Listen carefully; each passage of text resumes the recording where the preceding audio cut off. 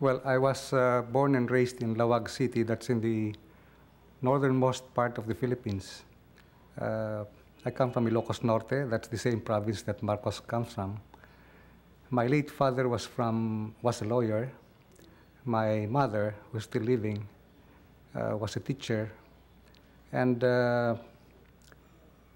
we had a fairly comfortable life in my childhood. But the fortunes of the family plummeted somewhat during the war years. And so I had to come to Manila and look for a job. And I was a self-supporting student in high school and part of college. And there are 6 of us in the family. 2 teach in college. I have a brother who's a general in the Armed Forces of the Philippines. So you can see that we are on opposite sides of the fence. He's an Air Force general. And in my own particular case, I was a journalist for 18 years before martial law was declared in 1972. While it is true that we both were raised in Lawag, we sort of separated when I came to Manila, and I imbibed liberal ideas quite early in my life. In his case, I think he had a more conservative upbringing. He had a more conservative milieu, and as a result of which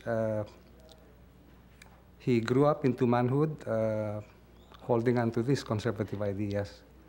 He went to the Philippine Military Academy and graduated as first captain of his class in 1959.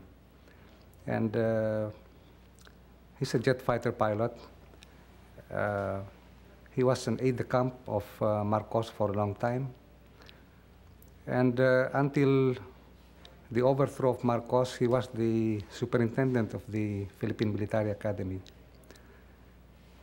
And so, as you can see today, he's on one side of the ideological fence.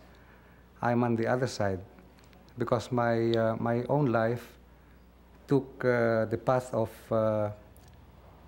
liberalism, progress, and eventually revolution. I saw him during the ceasefire that we signed with the Aquino government. There was a family gathering at my mother's place in Quezon City, and I saw him for the first time in 14 years. And of course, a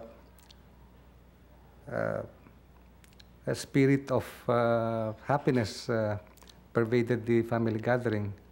I had not seen my mother in so many years. I had not seen my brothers and sisters for about that same length of time. And so I was happy to see my brother too.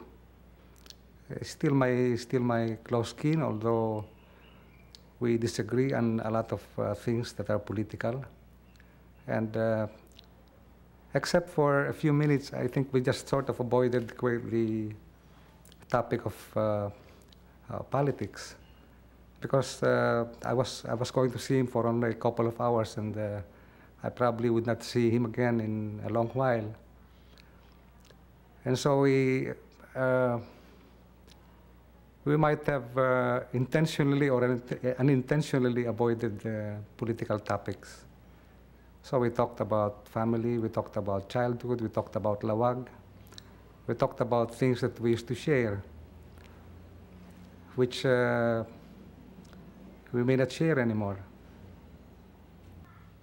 Well, he said, for instance, that he didn't necessarily agree with what I am, with what I'm doing, but he respected me for standing up for my principles. And he had occasion also to gripe about the new government,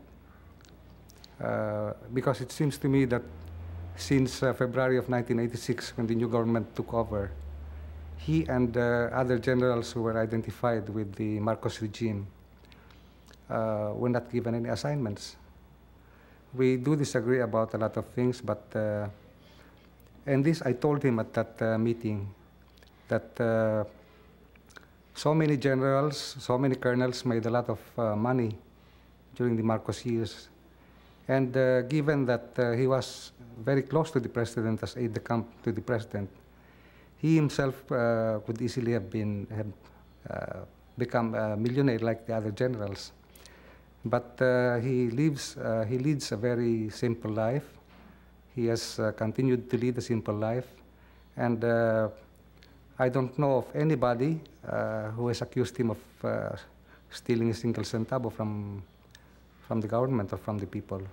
And so as far as that is concerned, as far as that goes, I take off my hat to him too.